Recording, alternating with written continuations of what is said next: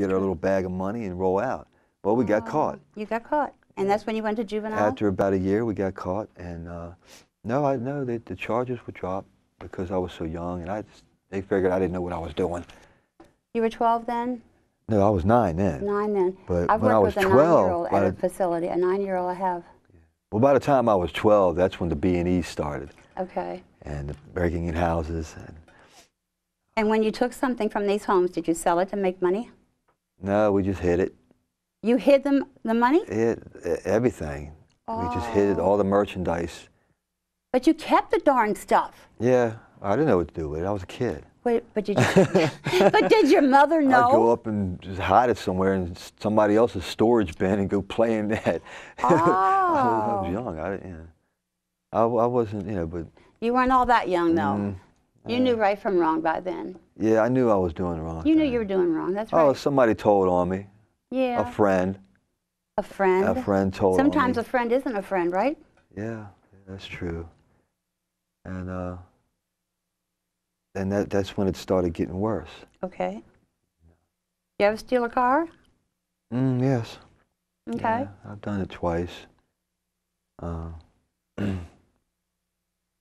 Did your mom ever abuse you? I mean, spankings, other than just that one time. Your father spanked you one time, you said? That was all I remember. Just that? That one, that was it. They never really, if I did something bad, yeah, I got spanked. Yeah, I deserved it. Yeah. Because I would be screaming and cussing and carrying on. Really? Oh, yeah, I was very angry. Oh. And, but I would still go out there. I'd climb out the back window and do it again. Sneak out of the house and do it again? And do it all over again. Do you think maybe you wanted to be caught? No. Didn't want to get caught? I didn't want to get caught. Okay. I just wanted to get things and have fun, drink my beer and smoke my pot. You just wanted to do what you wanted to do. Yeah, yeah. Yeah, I just wanted to have fun. Okay, and having fun is B&Es and drinking and drugs? That's pretty much, that's what it was for me growing up. But did you ever sit down, Conley, and ask yourself, what do I want out of my life? Yeah, when I went to prison. It gave you time. Years later. Yeah, we're going to talk about that on the next part of the show. But really, children today are they're so grown up. They're so very, very grown up.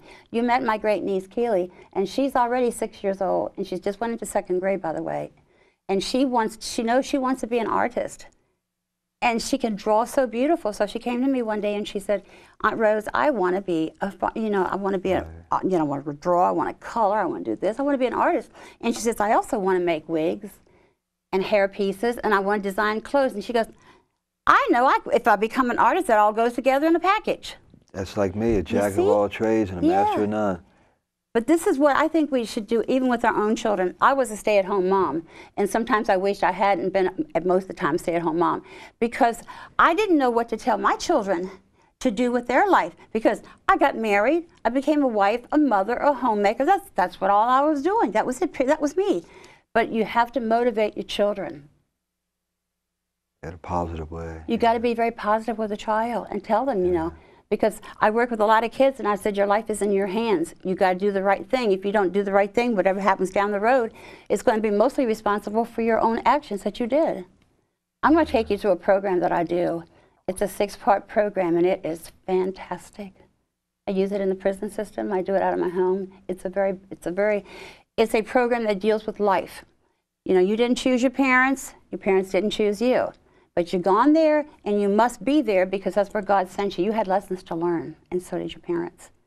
Then we deal with choices. You made bing, bing, bing, bing bad choices that got you in jail. Right. And I always tell myself that I'm not a bad guy. Nobody's bad. That I just made bad choices. You just made bad choices. But then I turn around and say, yeah, I'm a bad boy. Because you don't want to look at the mirror and say, hey, I'm really a good man. At it. Yeah. You're a good man. You've got a good heart and soul. I can see you. Don't put your head down and say, yeah, I see it. You're a good person. Well, I had to think about that. No, I know. I am. I've changed a lot in myself. I had to change me before I could change the world. But you're not completely there yet. I can't do it alone. No, you can't. But you can. I'm going to have you take my program. It's a fabulous program. I've done it in the prisons for about 12 years now. Got a lot of awards. Even President Clinton gave me an award what I do. Oh, that's But great. there's life and choices, then we must take responsibility. Because I talk to the children behind bars and they go, well, I was with him, I didn't do it. But I said, you knew something was going to happen. Right. And you were responsible. You could have got out of that car. You didn't have to stay there if you didn't want to. And then anger. Oh my God, anger is hard, but you can get through it. And forgiveness. Oh, yeah. And above all that, I've got a lot of love in my heart. Mm-hmm. But do you love you? Yeah. Really? I think I'm in love with myself. That's good. Yeah. That's good. It's about And time. because I'm scared of myself, too, because I Why? know who I am. Okay. And I know what I am. What are you? I am a child of God. That's right. And even though, and these are the feelings that I always had. I want to hear your feelings, and so do my viewing audience want to hear them. I am here, but not of here. Mm-hmm. And I feel strange at times about Really? myself. Maybe you don't feel you belong? Sometimes I feel like, I feel like I'm inside of something real giant. Yeah. You know, I'm like, sometimes I feel small and it's something else is inside. Like, I'm inside of something really big. Yeah, you're inside of the awakening. I think it's something bigger than that. That's right. No, but when you once go inside and awaken to what's going on in this lifetime, Right. you'll feel so good. Yeah. Yeah, You feel there's light. been a big change. As I said about this young lady that I met, it's been a big change. Mm-hmm. And my life just turned from here to here to here, and then, and now I'm back around, and I'm seeing the picture. Mm-hmm. And What I've does the never picture been look loved. like? It looks it's a learning experience for me. Mm-hmm. I've never been loved like this by any woman in my life. Mm-hmm. Mm-hmm. But you also have to give it back, and I think you are. Oh my goodness. I think I give it too much. Well, you probably do give too much. I think I because suffocate her a little you bit. want to be accepted so bad. I do, and I want to be loved so much by somebody. And Because you feel you deserve these things, but at the same time, you're not sure if you really deserve these things. right. You know what You're I'm right saying? about that too. Yeah. These are the thoughts that I've had, Mm-hmm. Mm-hmm. and I'm like, I'll put myself down in my head. Because I don't deserve this. I don't deserve this. Yeah, what the heck are you doing with somebody like me? Look at me, I'm all Look at tattooed you. I'm no up and good. Look at me. Been away for so many years. Been I mean, in jail, you're a been good here. woman. You're a good woman. What do you Yeah. want to be with somebody like me for? Exactly. That can provoke fights. But she wouldn't say nothing. She'd just look at me and just look away. Yeah, it can really cause a lot of problems. And just though, can ruin say, relationships. baby. Yeah. You have 0 She'd children, say, right? baby, baby. I have one son. Okay. He's like, it's like I spit him out. Yeah. You probably didn't spend much time with him growing up, did you? No, I missed everything. When he was 1.5 years old is when I went away. Mm-hmm. As you said, we would talk about that. That will be part of that story Okay. that we'll talk about. Yeah, we're going to have part 2, and I'll take a Yeah. break in a little bit, and we'll do part 2, because we have a lot more to talk about. Yeah, but he was 18 months old when I went away. Why did you go away? To prison? Uh-huh. Okay. Yeah. And he was left with his mom? Yeah, well, yeah, back and forth with her and her mother. Okay. Yeah. And you know, big people, I call big people family people. They put a lot of things in little people's heads. Yeah. He's had a rough life. That boy's had a rough life. Has he been on drugs too?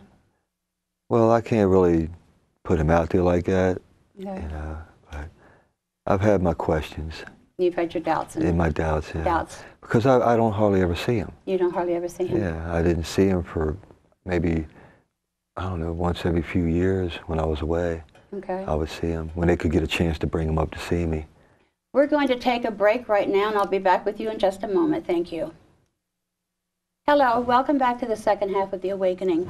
The show today is Behind Bars from Hell to Heaven. My guest is Conley, and for the last 30 minutes, we've done a lot of talking about his early childhood, but now it's going to be becoming a little more intense. The things that happened to him that got him into the prison system, and what went on behind bars. That was just a hell life for him to live. So welcome back to the second half. Welcome back. Hi. I won't bite you. All right. All right, let's hear some of the big bad stuff now. The stores,